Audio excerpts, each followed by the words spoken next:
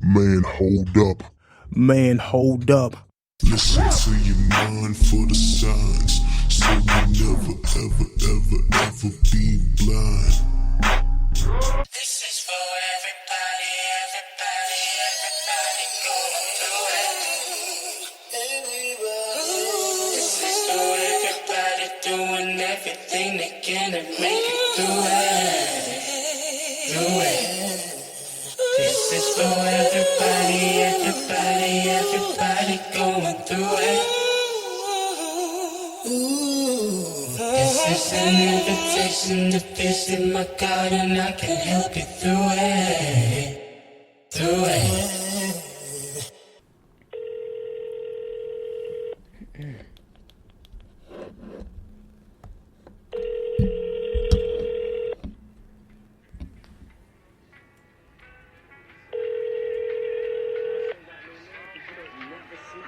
Hello? Keonna? Yes. Hey, how's it going? Hey, it's Antoine. Yeah, this is Antoine. This is Tawan. Hey. What's going on with you?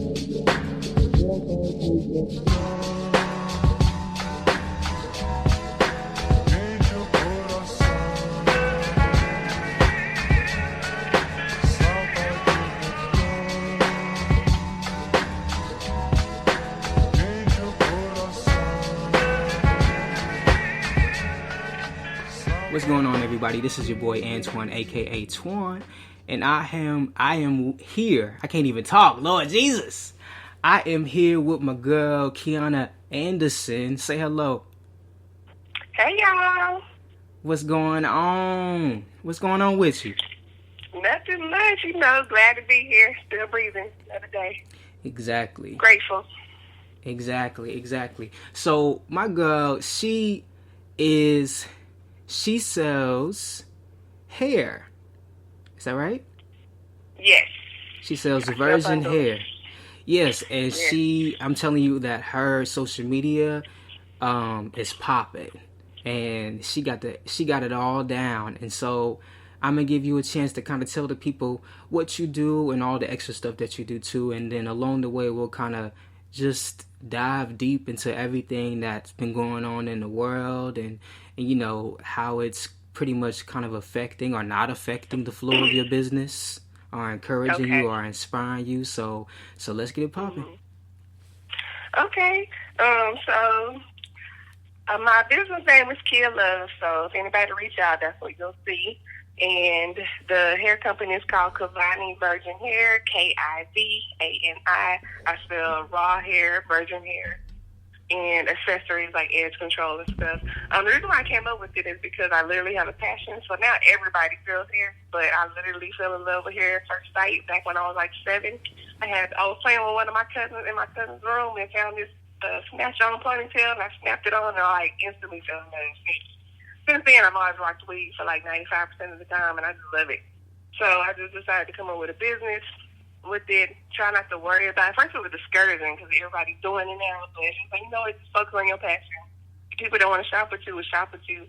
And I have to make sure it's quality. It actually took me 2 years to launch it. So I started working on it back in 2017, and then I launched it back in October 2019.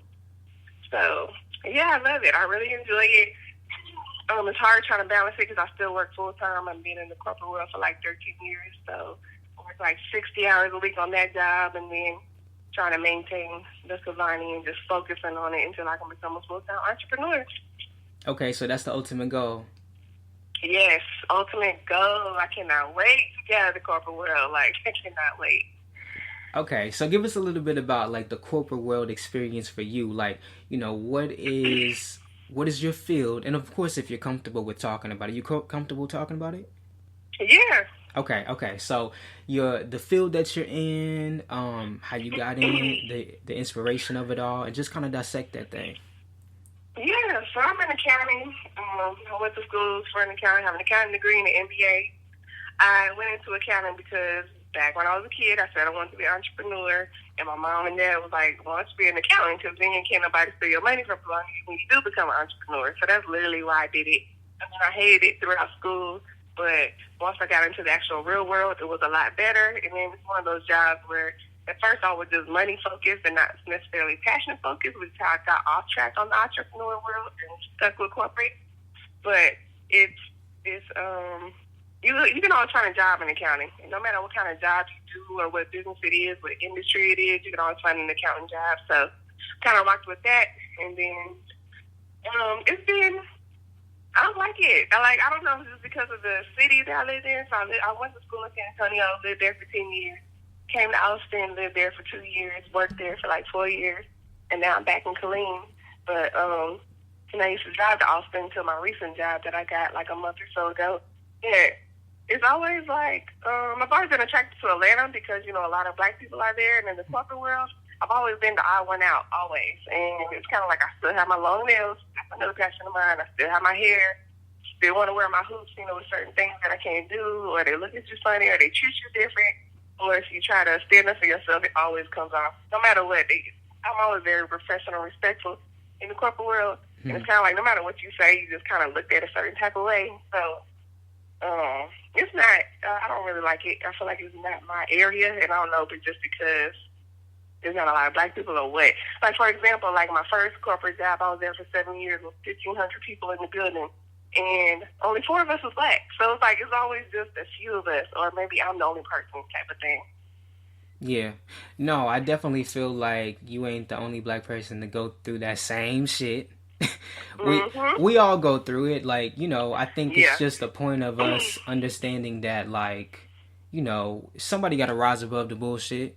You know what I'm saying? Right. And because at the end of the day, like, you don't know, but this is a side hustle.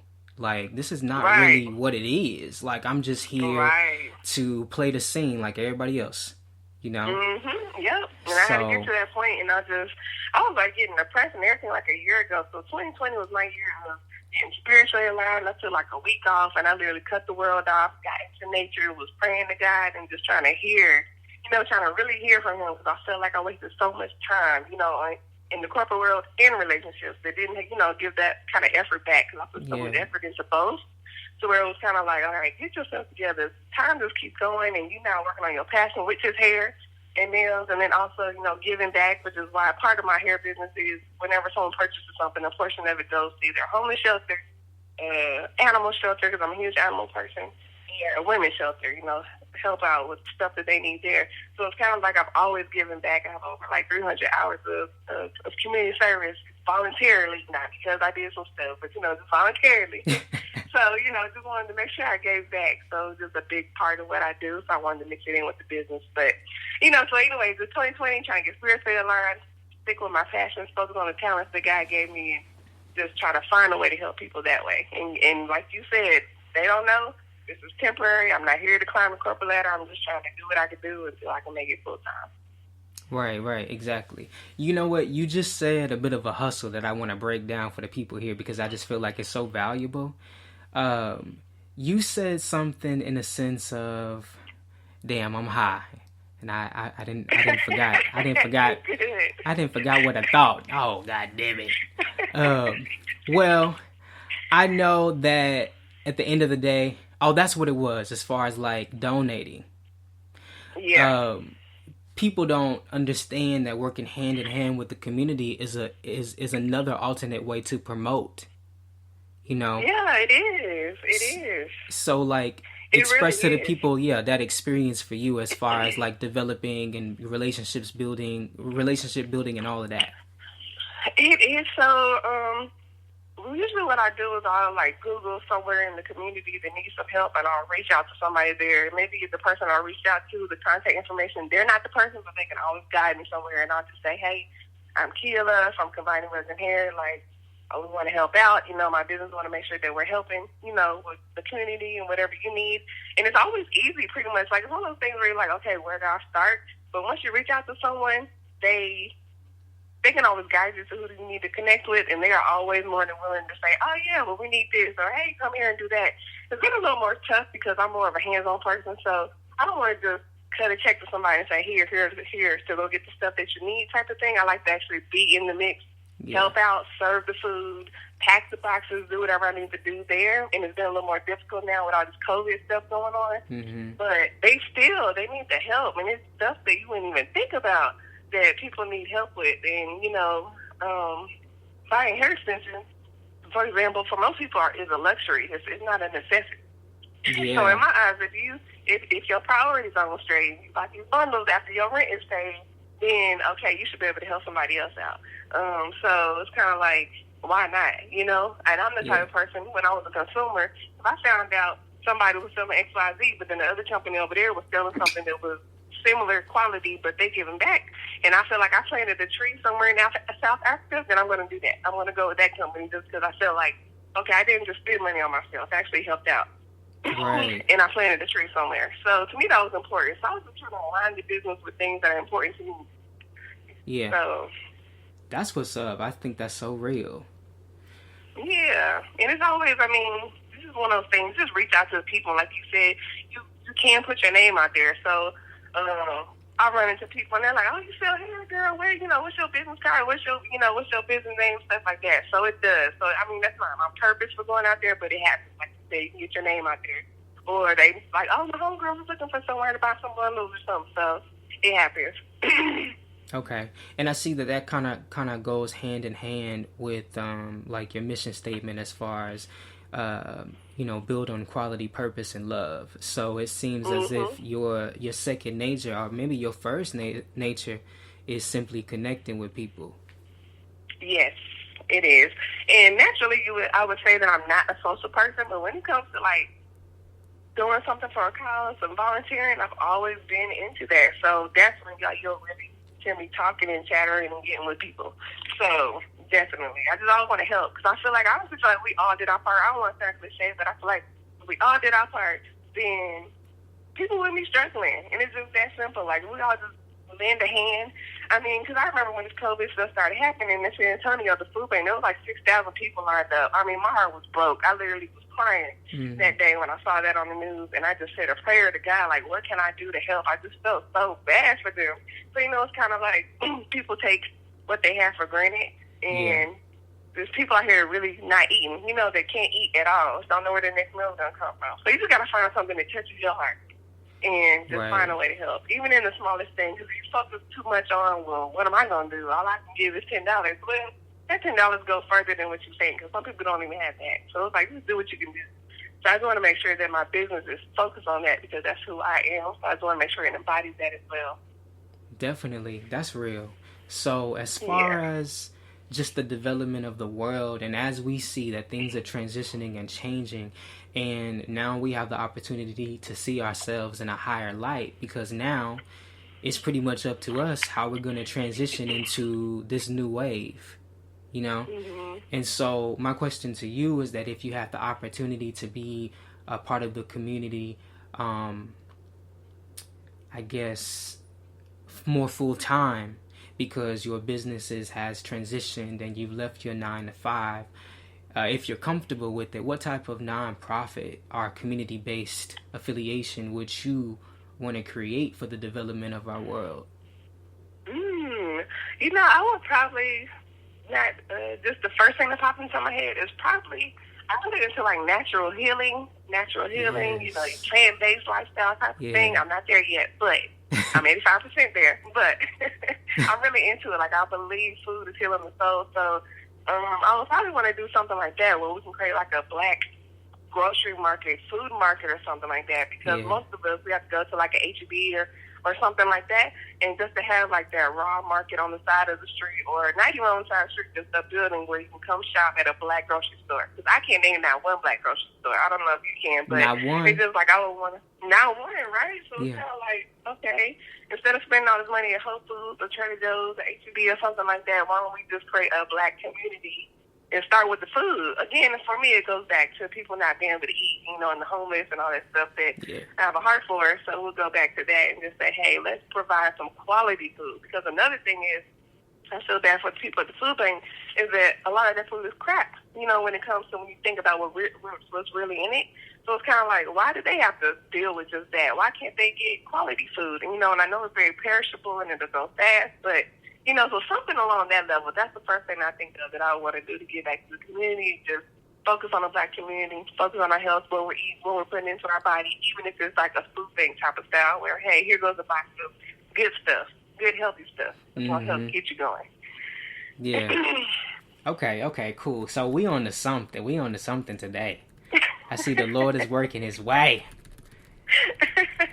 Lord Jesus. Okay, so I want to talk about, and I asked because it's been nothing but women coming on the show lately.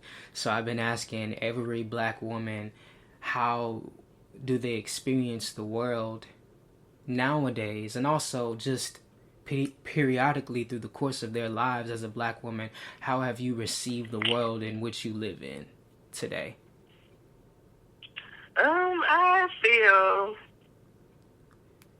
out of place, honestly. Like I said, out of place. And it also goes back to my 2020 vision that I came to 2020 with, was just getting more spiritually aligned and connected. Because even one of those things, like, I can't tell you what part of Africa I'm from. Like, African American, okay, but really, where am I from, type of thing.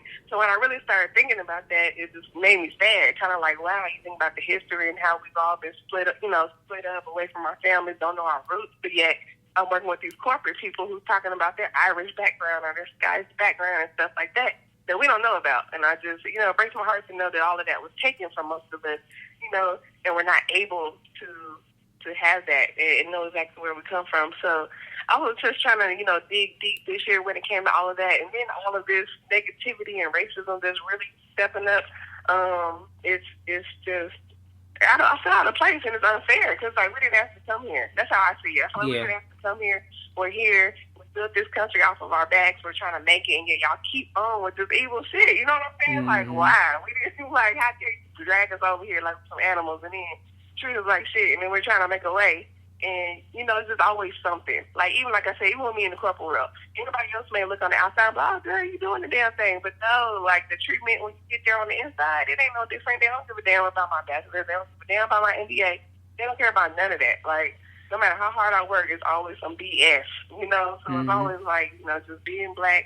You can tell they're looking at you a certain way. They treat you a certain way. They say certain stuff around you, and it's always having to put somebody in place and say, hey, chill. Like, that was a cultural joke that I didn't like. Because I did have to do that at my last job. I went through the whole discrimination situation. So it's like, I don't know, the Black woman receiving the world now is just, it's sad. And I try not to watch the news too much. I'm one of those that pick up on the atmosphere and it can really hold my spirit down. I'm more of those where I'm like, look, y'all called to protest, but I'm called to pray. I'm just one of them called to pray. Like, literally. Like, for real, like, you know, I'm much love for what y'all doing. I'm proud of y'all, but that's just I'm called to pray, and I seriously have like a little prayer closet that I go to and have my moment with God and just connect. And I just pray for the world. And as a Black woman, I just feel, you know, it's almost like you can't win for losing type of thing. You're trying to do the best thing that you can do, but at the same time, it's kind of like you just here. You're not really. Oh no, it's not out of place. I guess it's out of place. I feel you. I feel you. That oh my God. Oh, I felt the Holy Ghost coming in here, some type of way. But yeah, like I'm pretty silly. You know, gotta keep it juicy. You know. Okay. Yeah, these niggas think that they could just come in and just walk all over us. Like, no, like we chilling. It just makes you angry. Like, it makes me angry. I'm disgusted by it. It don't make sense to me because I'm the kind of person where it's kind of like we all come from the same place, and we're all humans. At the end of the day, we all look different and all of that, but we all come from the same place. So, to me, it's the stupidest thing. Like, it's really the stupidest thing to me.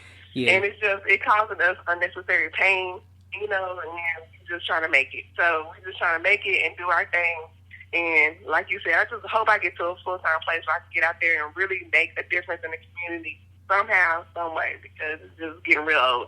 Because they look out for each other. And then I'm telling you, I've learned so much in the corporate world, just hearing their side conversations and stuff. They really do look out for each other, and it's a lot that we're not supposed to know about. So it's real irritating. It's real irritating. Yeah, it's definitely irritating. It's been irritating for years. It's even more irritating when you have a bunch of people within your culture who still sleep. Like, because you better speak on it. I'm just saying though, because this shit been happening. This ain't new. This ain't never been new. Okay. And the crazy thing about it is, people in every generation within our culture has always had a group of people who were awake. Yeah. There's never not one time in history where a nigga wasn't conscious. You know what I'm saying? You're absolutely right. But when you think about the strength of it all, they just dealt with what they were dealing with at that time, you know? Mm-hmm. And it's crazy, so I'm gonna go deep into it with you, and I'm gonna see what you feel about this. Like, I was talking to my homegirl earlier, and I was letting her know, like, you know, we have pretty much, and I don't know your experience as far as your childhood, and we'll talk about that soon, but my experiences as a child and her experience as a child was, you know, you have that black culture where you really can't speak your mind because it's, I told you, because I said so, because I said, right, you know, and so when you dissect that, you like now living in this time, in a time that you never thought would come because you thought we was free, right? Mm-hmm. You see that the people that raised us, the people that was our guardians, they were actually protecting us and teaching us how to deal with the bullies. Right. You know? Yep. And so it's definitely sad when you think about it, and you think about the fact that this shit has been happening. Like, that's the most saddest part. But the blessing of it all is that there's a lot more people than it used to be awake now. And now we are emerging and evolving into the most powerful culture that exists in history, and we are a part of it. Mm-hmm.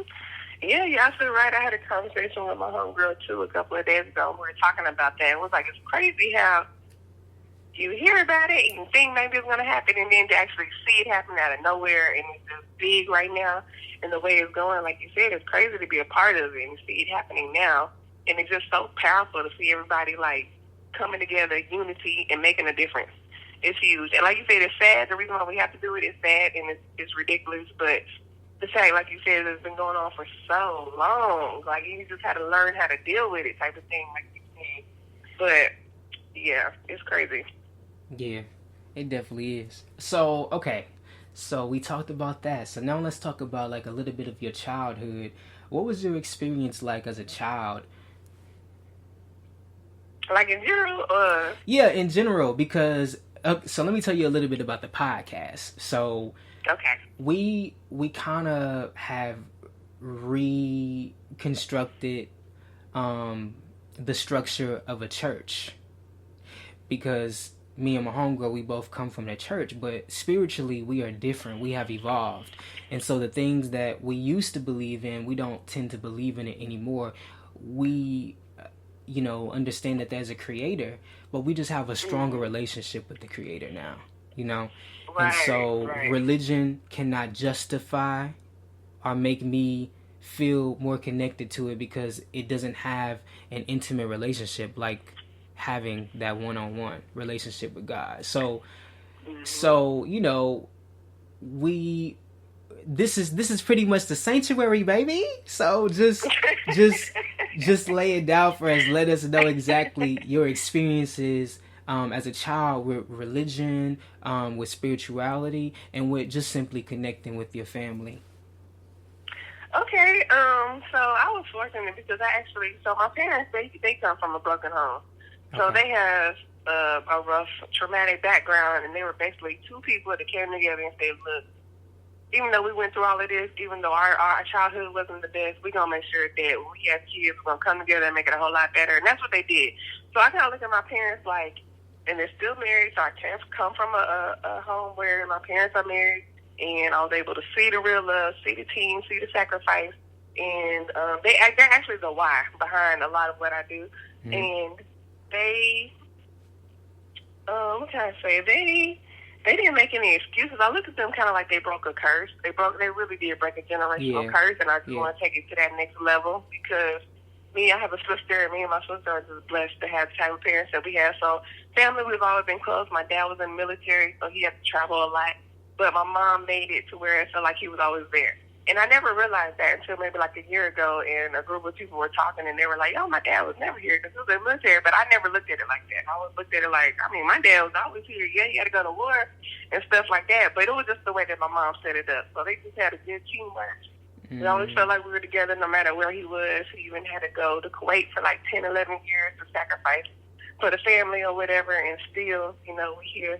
As far as like spirituality, we went to church every once in a while. So, I remember when I was younger, my mom bought this kid's Bible for me to read, and I remember kept reading Genesis. That's it. I don't remember reading nothing else but Genesis. I don't know why, but I was stuck on that chapter. And then we went to church every now and again. But I think it was the pictures. They had the rainbow and the animals, and I don't know, something like that. That's all I remember. But we went to church every now and again. So we were on and off. Like go maybe 2 or 3 times in a row. And, we might fall off for 2 or 3 months. So we were on and off. But they always made sure that we believed in God. So they always made sure that we knew there was a higher power. There was somebody that, that was in control, that we could pray to and all that kind of thing. So it wasn't really, I would say my family wasn't really forcing anything on us. And I just kind of found my way naturally. So, and I ended up going into more non-denomination, like the non-religion stuff, like you said, and just really focusing on the relationship. So just really focusing on the relationship with God, and just being able to hear from him. Because I believe in him 100%. But as far as all that religion stuff, like you said, that's another thing.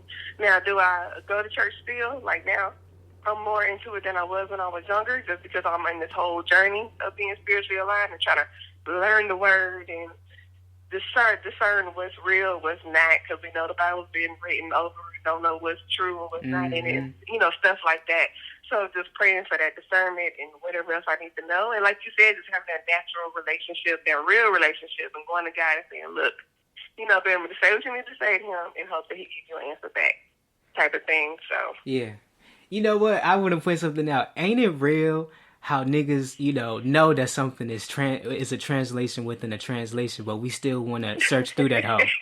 We still want to just pass a couple of pages like, ooh, you know what? That shit don't look right. But you know what? This is a word. This is a word at the bottom of that. Okay. Ain't that crazy? Okay. That's where that sleeping come in at. They took an extra Benadryl or something. Yeah. Like, really? Like, just think about it, though. Do this make sense? Do this make sense? Do it feel right? Yeah. Do it sound right? Lord Jesus. And then won't let up when it's time to actually talk about it. When it's time to actually talk about it. Yeah, he's like, okay. And you know what? It's hard, though, because when you grow up, I would say, luckily I wasn't forced into anything, so we didn't grow up like that in a specific religion or anything like that. But I could imagine, like, people that have to go to church all the time when they was younger, and they get stuck on these rules and all of that stuff.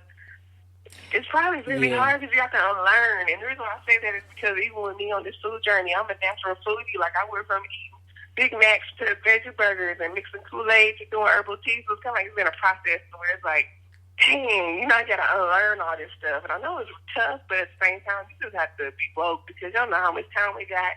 You got to appreciate the time that you have and try to use it wisely and don't just take what somebody throw at you and call it, and run with it. Like, do your research. Do your praying. Talk to God. Yeah, really, really. Like, I actually was one of them. I was one of them kids who was in church Monday through Sunday. And I could sing, so of course I was in that hoe, singing. Yeah. You know what I'm saying? I had to be there. So, I would. You sing good, by the way. Your voice is beautiful. You hear me? Thank I was like, you. Let me let this voice serenade you to sleep because your voice is the bomb. Thank you. I appreciate that. Yeah. No, so yeah, like I was in there almost 24/7, but the crazy thing about it is I was always the one when it's time to pray, everybody close their eyes, I open my eyes like, okay, who eyes open? Cuz I know some of y'all niggas in here is fake. I can Right. smell you from a mile Right. away. So Okay. and then like but that was as a child. You know what I'm saying? Yeah. Not even understanding like the depth of this world and the shit that we actually have been going through because you know as a child you really don't comprehend a lot of that stuff. Mm-mm. You know? No. So it's You like don't. but I always knew that something was just so weird about this world and I'm like, why are we broke? Like why are we eating ramen noodles? Right. Like why Right. you know? So Yeah. it's just crazy, but I think that you know, again, it's all about evolving. It's all about coming into like, or growing into a better version of yourself, so that you can lead. Because it ain't nothing worse than what we all go through is being the awake ones in our family, and everyone else seems to be asleep. Like learning that you have to evolve without a motherfucker. Like, Oh, yes. Me and my homegirl was talking about that. We have a lot of deep conversations. She went through that whole process. Like, she literally had to cut off her mom and her whole family. Like, at this point, it's just her and her kids. She cut off everybody, her mom, her dad, her sister. And it's because they so sleep. And I feel like I want to say I'm dealing with that a little bit in my family where with my process this year of being, you know, more woke and the stuff that I be into and us going to Africa and all that stuff. It's kind of like, I just pray for them. Like, they're not as stuck as what she was talking about, but sometimes I see it. And my heart goes out to them because, you know, it's just that generational difference and they had to do things a little differently back when they were, you know, our age and stuff. But, yeah, I just pray that they get discernment. And it's just hard because, like you say, you're the one as well. You're like the black sheep. And they looking at you sideways like, girl, what you talking about? You know, like look, I want you. It's hard. It's hard. Yeah, it's definitely hard. I mean, you know, you got to look at that shit comical because at the end of the day, like we the hippies. We the hippies of the family. Yeah. So they like, what is this weird shit? Get these crystals out of here. The fuck? Okay. You know? Like, girl, what you just over there twerking the Cardi B? Now you over here with your little Kumbaya crystals and tea and sage. Like, girl, get out of here. Oh, so you think you woke. So you think you woke. Okay. For real. Yeah, it's a journey, though. It's a journey. Yeah. And unfortunately, not everybody is going to make it. You know, not everybody's going to be able to open their eyes and see it because there's so many lies in this world. This whole world is just a lie. You know, like America. I mean, forget America in general. It's just a complete lie. Like, everything is straight BS. You know, even the way that they, just everything about it. It's just really pissing me off when I think about it. Mm-hmm. But you really have to do some deep soul searching there. Just like you said, stay woke, and keep learning. It is a journey. And it's like, you know one thing, and the next thing you know, you find out another. You know, it's like levels to it. Levels and layers. And the crazy thing about it is, it's like, it's torture. This is hell to me, because, you know, the torture is we have to see our loved ones suffering from depression and also dealing with depression, how they deal with it. It can be in the form of, you know, being emotional, having a breakdown, being bipolar. You know, it can be PTSD, it can be alcoholism, it can be drugs, it can be cocaine. You already know what it is, you know? Yep. So it's like, not only do we suffer, but it's like we are traumatized too. Right. And that shit is planned. It's planned out. And that's why I love the fact that I feel like, because I ain't never felt like this before. I ain't never felt like it was a whole bunch of niggas that actually was awake. Okay? Right. Yeah, I agree. Now I feel it. Now I feel it. Yeah. I can't help but to feel it. I'm like, oh my gosh, this feels like heaven emerging. It does. It does. It's like, you know, they say 2020 is the year of the perfect vision and things getting revealed, and they feel like that's what it is. Like, people are just woke now. Yeah. Like you said, it's a lot more people that's woke and coming together and doing it. Yeah, I always say 2020, and even before 2020 came, I said 2020 is going to be the new 90s. You know? when back in the day, because music was popping back in the day. Music was popping. That was the good music. You know what I'm saying? You was a kid and know every lyric. Even if you were grown, my love don't go stuff. You know what I'm saying? Like, niggas doing it. Hi, yeah. Okay. Yes, for real. And it's crazy because, what was you saying? No, go ahead. I was saying it's crazy because I don't go to sleep without I don't know if you know Hey Arnold. Yeah. Okay. Yes, Hey Arnold and Doug and all of that. Yeah. Okay. So in between commercials, you get an actual whole ass music video, right? Yep. From back in the day. So it's just like damn. Aaliyah, Yes. 702. Yes. What did they play? I think they played Candy Rain or something like that. 3LW, Brandy. Yep. All of them. And I'm like, and I was telling people the other day, I was like, we was grown as hell back in the day without even knowing it. We were. We really were. But anyway. So. I don't want to switch the subject, but I do. When you asked me that question about how I feel as a black woman, the other thing I wanted to say is that really urged me about being a black woman is that I'm starting to see a lot of, or not so much now, but I would say before everyone started waking up, it seems like I've been running into a lot of black males that are not pro-black women, and it just drives me crazy because, like, I love our black culture. I love black men, and strong black women, and it's just like coming across these dudes that prefer another race. Like, I get it. I'm all with it. You love who you love. I'm with it. But when you downing your race, it's another situation. When you got a problem, you're going to talk down on your own race. That's another problem being a black woman that it's not cool. It's not cool, and it really, really grinds my gears. Yeah.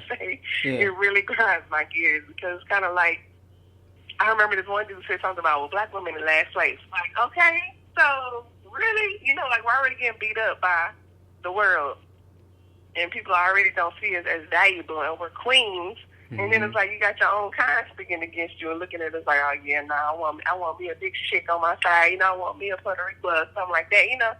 So just having to deal with that too is hard. So. No, well, first of all, let's get into it. Let's get into it today.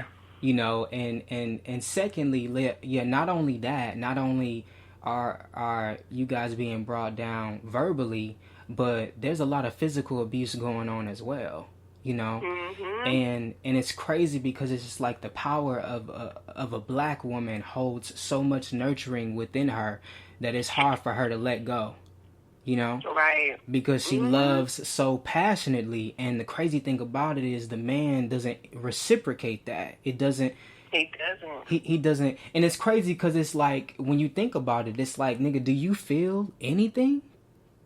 Yeah. Like, are you awake? Yeah. Are you alive? Because if you not, you need to go ahead and tell it like it is. But the thing is that these niggas ain't out here full of expression, full of just life and willingness to learn how they need to serve you guys. You know what I'm saying? Are we? So it's just like, yeah. In a sense that's a problem. And that's a problem. Yeah. Because like you said, we're full of all this love. We're so loving, so strong. Like, we got your back. Like, we really have your back and we'll do whatever. But I don't know. It's like society or their own interpersonal issues. First of all, I hate to be born from a black woman and then have an issue with a black woman. I mean, I get it that people don't always have good relationships with their parents, but I guess that's on a whole nother healing topic. But it's just like, we have so much love to give, and we're just completely disrespected. We're disrespected, of course, in our own music, which I ain't gonna sit here and lie like I don't listen to it because it be popping sometimes, like it's working and all that stuff. Yeah. But do I agree with the lyrics? No, because you have people out here, people like us, we can discern it. We can jam to the music and know at the end of the day, no, I'm not a bitch, know this, know that. Mm-hmm. But other people, they so robotic now that some people just take it and roll with it and really be thinking that stuff is real and it's cute and that's what it is and that's how they treat us. And so it's just, I don't know, it's not right. And I don't know if it's because they get in a relationship, for example, with a white woman, and it's kind of like, well, I know I can get away with what I want to, so it might be speaking more on the man because he might feel like, well, I can get away with more if I'm with a white girl because she ain't gonna tell me about myself, or she ain't gonna put me in my place. But then we get this stereotype of the angry black woman, and we're not. Like, we're not. We've been beat down. Like, when you go back to our history, we've been raped. Like, kids taken from us, family taken apart, stuff like that. So it's like, we have to have some kind of defense. We can't keep getting disrespected. We can't keep letting this stuff happen. And at the same time, the beautiful side of us is so much more, and it's just not respected or appreciated enough, and it's very sad. Yeah, no, it's definitely sad, and it's crazy that you just kind of like just brought that up out of nowhere, because it's perfect, because I'm actually working on a book called The New Black Man, and I'm almost finished with it. And I've been doing a lot of interviews with different women on their perspective of it, and of course a couple of my brothers who are on the same level, as me, as far as just being a man and actually being that shit, not just saying it because it's in a dictionary. Yeah. Yep. So, there you go. I definitely understand, because I grew up around a lot of men who I didn't understand why they were the way that they were. Why they thought that. How do you feel that you deserve a meal on the table when you just came back from another woman's house? Okay, tell me about it. Why? How is that possible? How is that? It's the question of the day. Okay, you know what I'm saying? Let me know. And so, but for real. And the crazy thing about it is, in affiliation to your homegirl, I don't have a good relationship with my mother as well. I had to cut her off a long time ago, because when I realized that you put so much energy into your man versus your only child, it's time for me to back up a little bit, because now our priorities are fucked up this evening. Yes. You know? And so growing up, seeing my stepfather, even though I love them, I will always love them, but I'm always going to keep it real, and they know that, Yeah. So, but growing up, the way that I experienced them was, I remember thinking to my mom, and I think probably said it to her too, because I was that child that always, get popped in the mouth because I always got something smart to say, So don't you say that? Well, I said it, okay? But I don't know if I told her this, but I remember thinking or saying, like, okay, so you want to be the best house nigga of the year, by, you know what I'm saying, by bringing this nigga's shoes to his feet, fixing them sandwiches high as the tower, and it's just like, but what did you do to deserve all of this? I need to know, because it's not clear to me. It's not clear to me at all. Like, and and you think about also a man coming into a woman's life that has a child, and you think about the amount of work that man does or does not do. You know what I'm saying? As far as building a relationship with a child, first of all, building a relationship with the entire family. Like, why don't you think that that's necessary? Right. Yeah, it's so important. Like, you stepping into a whole family life. Like, you now have put the shoes of your responsibility hat on. Like, you have no choice. You have to. And if you're not, then you're sorry. I don't know. It just feels like throughout the years, these men are just getting more sorrier and sorrier. And I don't know. I think it's because of this, in my opinion, it's because of this side chick music, because that's all they care about is side chick this and that. And it really goes back to the women, because really, if the women weren't down with being the side chick and being disrespectful and quick to open their legs and all that stuff, the men wouldn't be doing it. Men cheat because they know they finna get something. If they didn't think they was gonna get something, they wouldn't be doing it. If everybody shut it down and say, hey, we're not doing it, guess what? Men wouldn't be out here cheating for what? Because that's what they cheating for. That's the main reason why they cheat. It's kind of like now it's a competition between females. Like, well, let me see who can do the most tricks. Let me see who can flip it in the air. Let me see who won't cook a meal 3 times a day.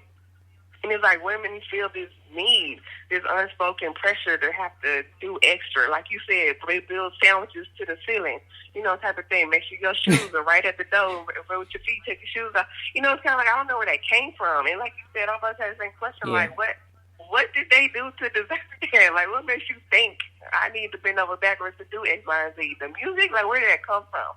Where did that come from? I don't know if it came from, like, back in the day with grandma and grandpa type of days or what, but we live in a different time, and the dudes are just getting less and less just whack. Like, just not men, should I say. They're more bullies and shit, like they entitled to some stuff that they ain't even earned. Like, no. Yeah, and we women, we black women especially, we bring so much to the table. Like, we have so much to offer. Like, we have our own businesses. We woke, we doing X, Y, Z. I'm not speaking for everybody because I know everybody not at the level, but just as a whole, like, we are queens and we are strong. We have so much to offer, and we just not appreciate it and cherish the way that we need to be. No, definitely. Let's take a break right now, and we're going to dissect that when we come back. Okay. All right.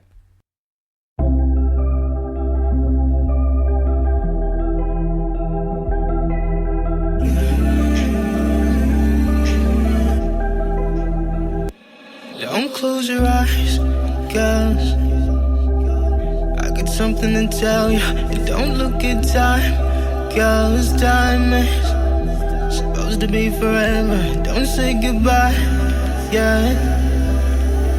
Can you wait a little longer? It'll make you stronger inside. Something's telling me to breathe, so I breathe slowly. Something's telling me to be just me and just fall into my emotions. Free me, free my mind, free my soul. I don't wanna just cry, I don't wanna let down myself right now, no. Tell me why you're dying, tell me what you're dying for. Please don't die, I'll cry. Come back to me, hey. Tell me why you're dying, tell me what you're dying for. Please don't die, I'll cry. Come back to me, hey. Ooh, your heartbeat slowly. If I can give you my last breath, I will. But I'ma leave it up to the Father.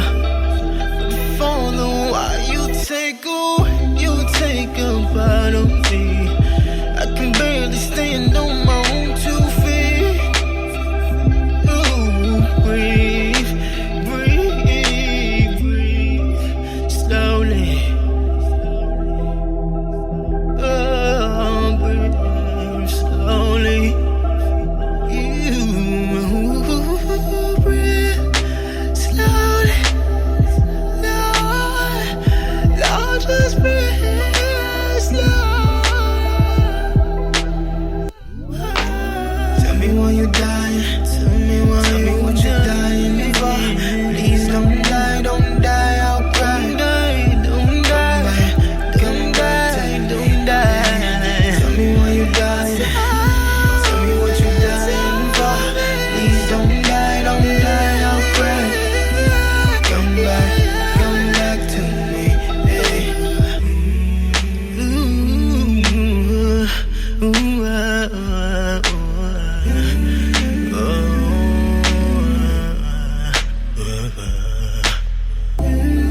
Don't come for me in the morning. Just leave slowly.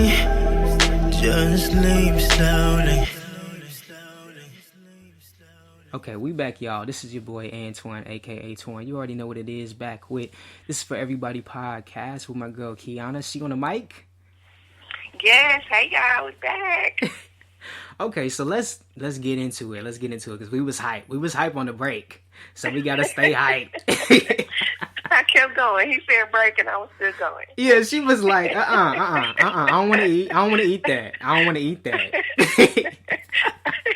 So okay, so let's get into it. So as far as like, okay, so let me just say I acknowledge everything that you said, as a black woman and how you feel that you should be treated as a black woman and just the entire black woman, you know, herself. Everything that exists about her, she definitely deserves it. So I want to acknowledge what you're saying right now, and just say, yeah, you deserve better than that, black woman. You know what I'm saying? Like, and I'm so sorry that we don't have the ability or the compassion to express ourselves the way that you know that we can. And I thank you for being so willing to deal with the bullshit that comes with us enough to awaken yourself to know that you deserve better. And that you will keep searching until you find exactly what you're looking for, because it definitely exists. A lot of us have not experienced the same things, and a lot of us have grown out of the bullshit, and now we're able to love in a way that you feel that you deserve. So, Yep. So, and you know what? Through it all, I've always kept that same mentality. Like, I know it's out there, and I'm not finna settle for it. You know. So just got to kiss a few frogs, but I'm a found friend.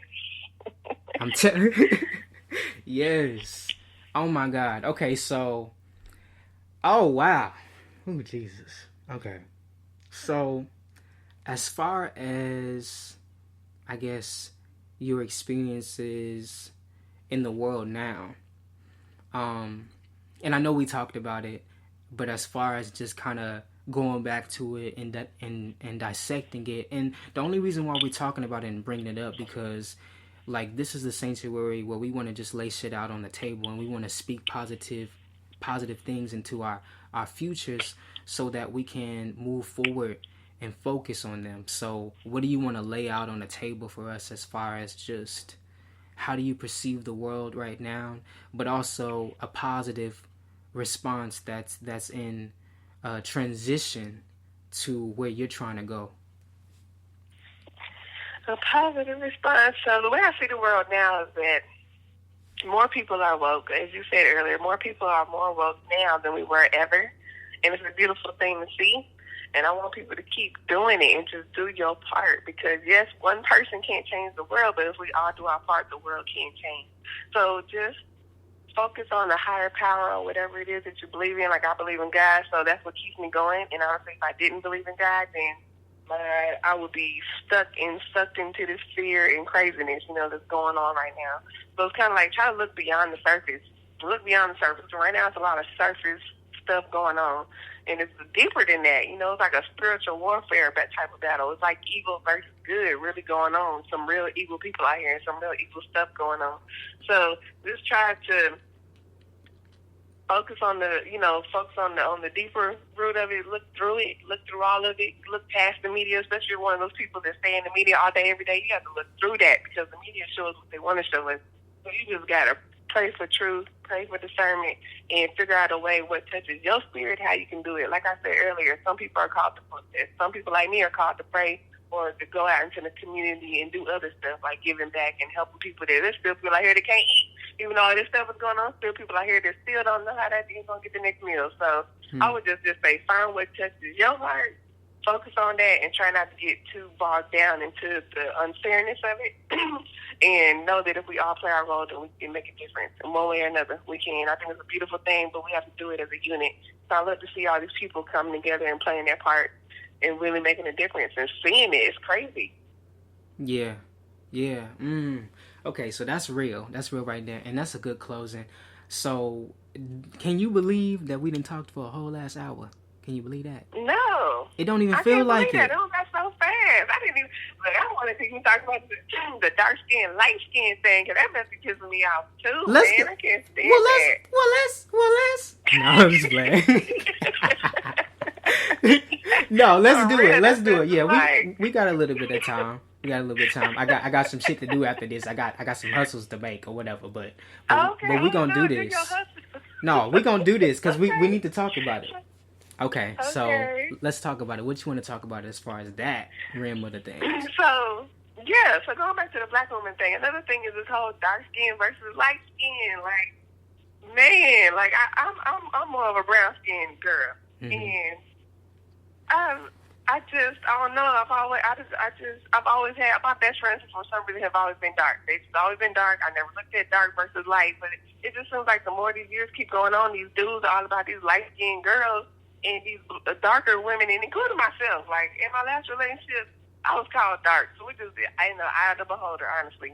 And you get treated a certain way, and it's kind of like, what is up with this dark skin, light skin thing? This is crazy. It's some crazy nonsense. And if you're really thinking about it, if you really think about where light skin came from, that's how we all start off as black. We was getting raped back in the day, like from these white people. We was getting raped, moved, slaves, and all this stuff. That's where this mixed stuff come from. So it's kind of like you need to be proud of your color. You need to be proud of your color, proud of where you come from. And if you're 100% black, be proud of it. Because guess what? When I see a mixed person, I'm not going to say now, but just deeper, the deeper side of it is that comes from pain. That comes from pain because that mixed stuff started back when they was raping us back in the day. So it's kind of like stop trying to.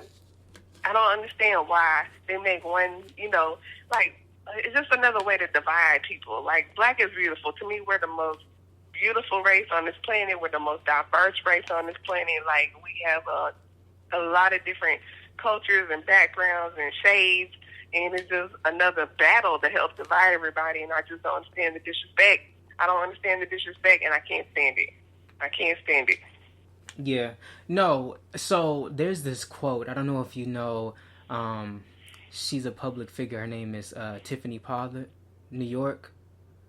From Oh, yeah, I know you're talking about. Yeah, so Flavor she said this quote one day that on a reality show that she was on, and that was the first time I fell in love with her and her personality, like from that day forward, because she was talking to this light-skinned woman who had made, a joke about, is it going to be more light-skinned people at the event that they were creating or something?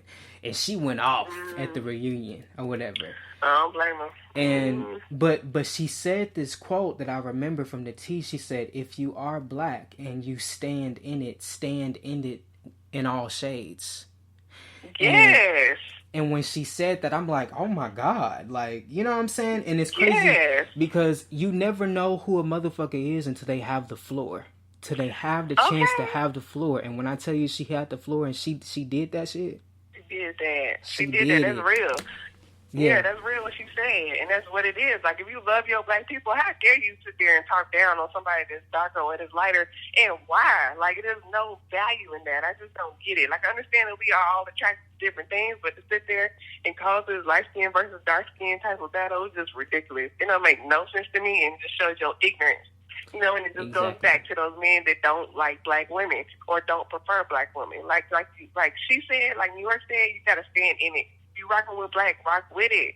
Rock with it. We're all beautiful. Like it's just a beautiful thing. We have so many shades across the board and so many cultures, and it's a beautiful thing. And you have to appreciate it. And if you don't appreciate it, then you need to do some healing or some soul searching or something. There's something going on. It don't make no sense.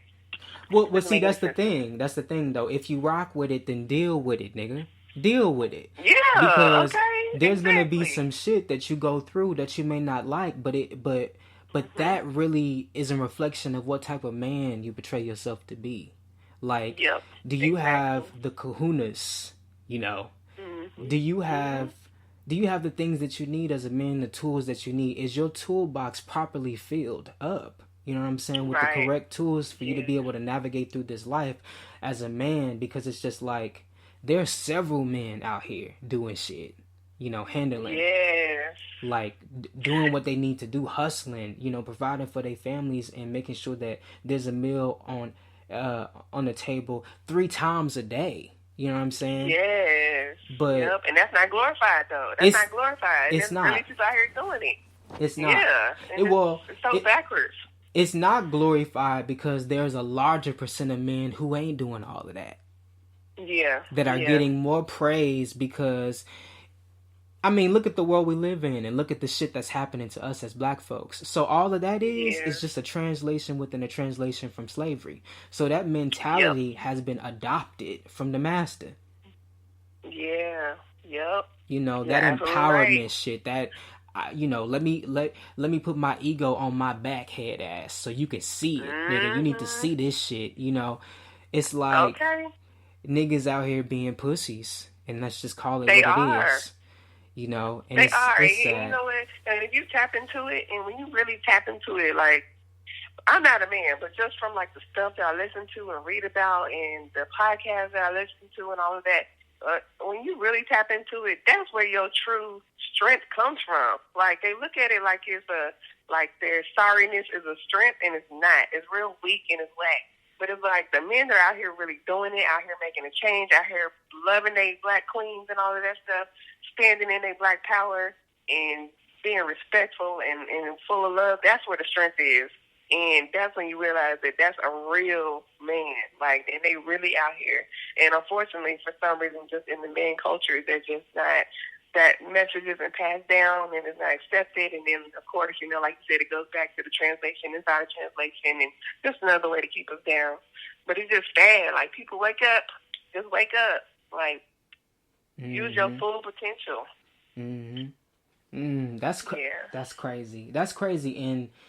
And it's like, I guess, how many people, if you were to count, you know, not saying no names, but how many people, how many close relationships, you know, as far as female relationships that you have with friends and family, that you feel that that's heavily translated, like, in the culture? Yeah, it's very, very common. It's very common to... We all dealt with the same BS, can I say. It's all been on different levels, but we've all been there. So we all do. It's very common to deal with the same BS. Same type of BS, and it's rare to find what we're talking about. It's rare to find the real man that's out here really doing it. Yeah. No, that's the truth. That's the truth. Yeah. So, I guess going back to my book, so we're going to go ahead and promote it, you know, while we on the air. Yes, please do. I love that you're doing that. Yeah, so the book is basically a prayer. It's a prayer. Each chapter is very short. It's very simple, straight to the point. It's a manual. You know, it's every chapter. I'm saying the new black man will. The new black man is. Yeah. You know, because what I'm trying to do is speak that into existence for us, because we just need to know that we have the ability to do these things. We just haven't been taught, but not being taught is not an excuse for learning shit.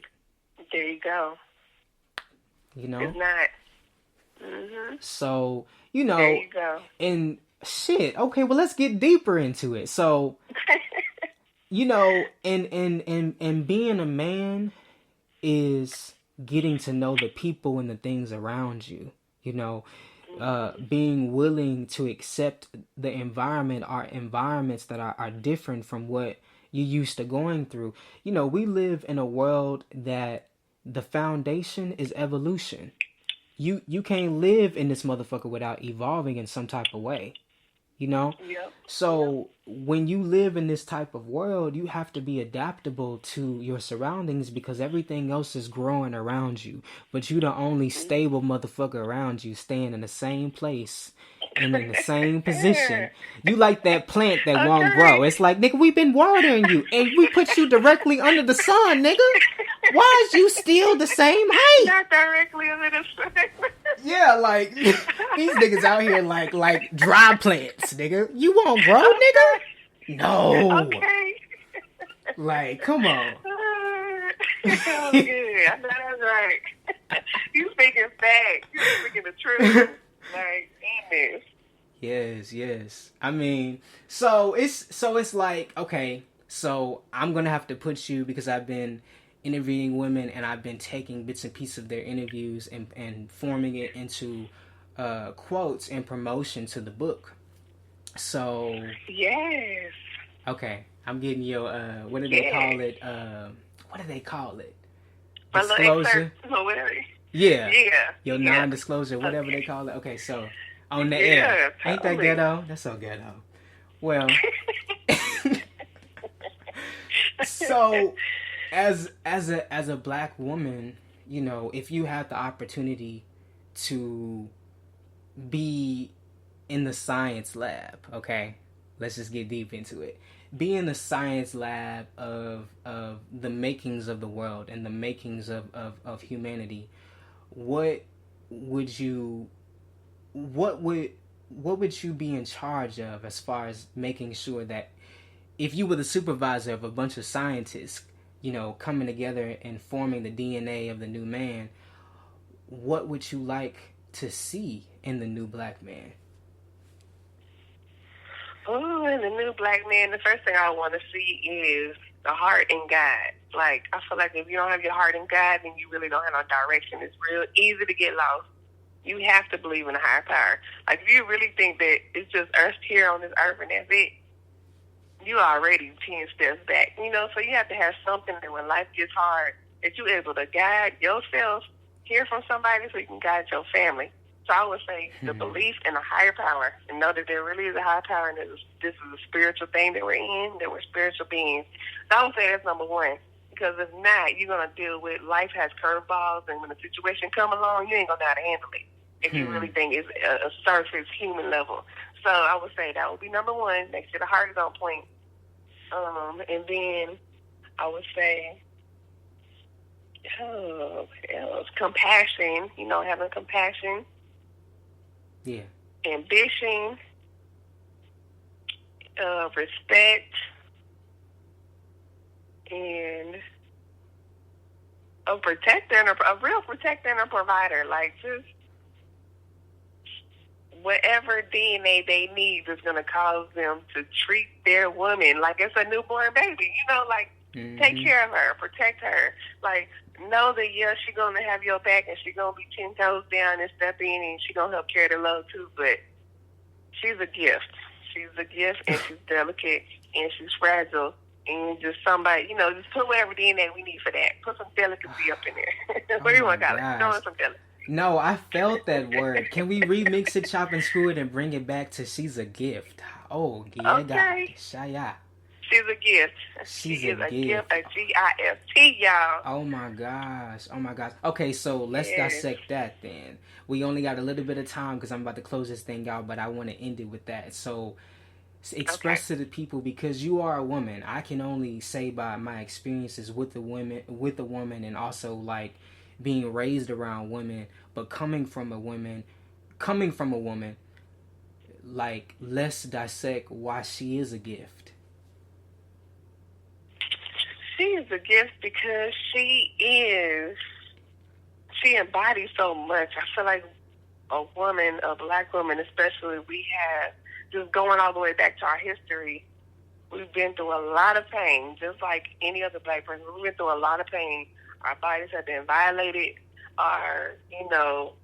Everything about us is being just tore down. And to this point, to this day, people like myself that have found a way to get past it, break these curses, find a way to try to stand and make it in this world. She is a gift because not only is she nurturing, when you nurture, we create. We're creators. Like, we're the ones that, they place the deposit and then we create the baby. Our body makes the baby. We're creators. So we take it and we incubate it and we can form and grow things. So with that, we can help a man grow. So we might help him tap into some things about himself that he don't know about.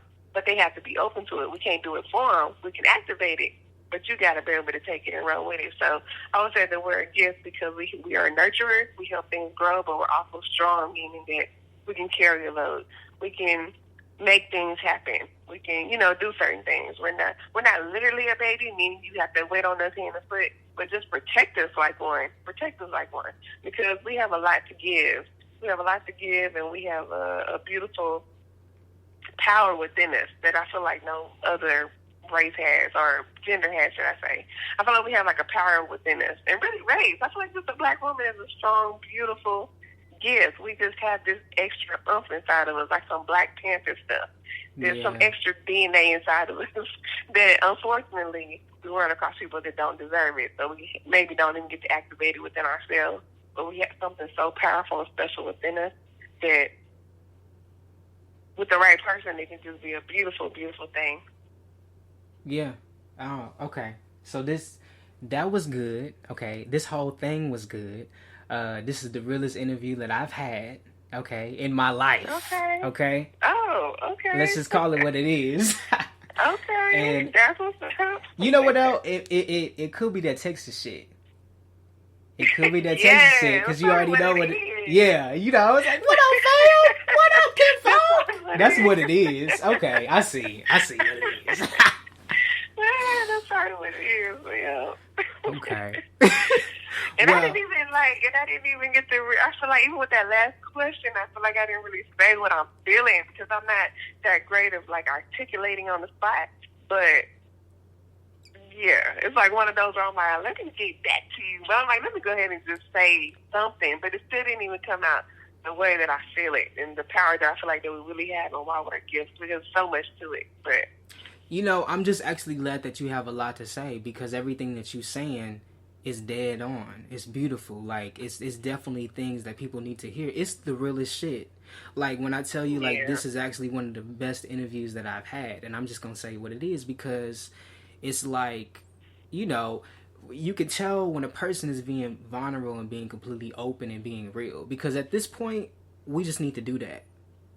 At this point. That's it. You know what I'm saying? So that's it. So this is what I'm gonna do. I'm gonna bring you on for another episode. I know the people gonna want to hear because after I promote your ass, it's gonna be live. Yes, I'm with it. It's gonna be live. So I'm gonna bring you back on. So I'm gonna go ahead and close this thing out. Y'all, what'd you say? Texas, hold them down. Hold it down, man. Hold up. I'm from Texas. Okay. Yes. Okay.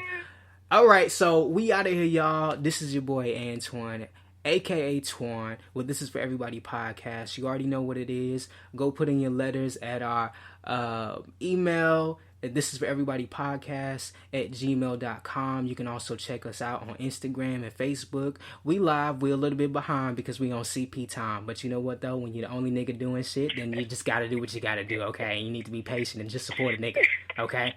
So anyway, I'm with my girl Keonna and she was live the whole hour and 13 minutes. And she coming back to give y'all life once again. I'm gonna make sure that shit is happening. And you know what? We gonna figure out what we can do to represent Texas. So even if we got to bring some chop and screw in the middle of the episodes, we just gonna tear it up. So let the people know that you're coming back and let the people also know where to find you. And after you tell them where to find you, just go ahead and say bye-bye because we're gonna close this shit out. All right, y'all. Keonna Virgin Hair again. If you purchase, we're giving back to the community. So if you want to shop guilt-free, check out KeonnaVirginHair.com. You can also find me on Instagram at Keonna Virgin Hair. That's K-I-V as in Victor, A-N-I. Check me out. And also, if you want to send me an email, you can do contact at Keonna Virgin Hair or hit up the form that's on the website. I'll hit you back within 24 hours. That's what's up. Nice talking to y'all. Say bye-bye now. All right, y'all. Adios. Peace. I said say bye-bye. See, niggas can't Bye-bye. follow instructions. Bye-bye. Holla. Listen to your mind for the signs, so you never, ever, ever, ever be blind.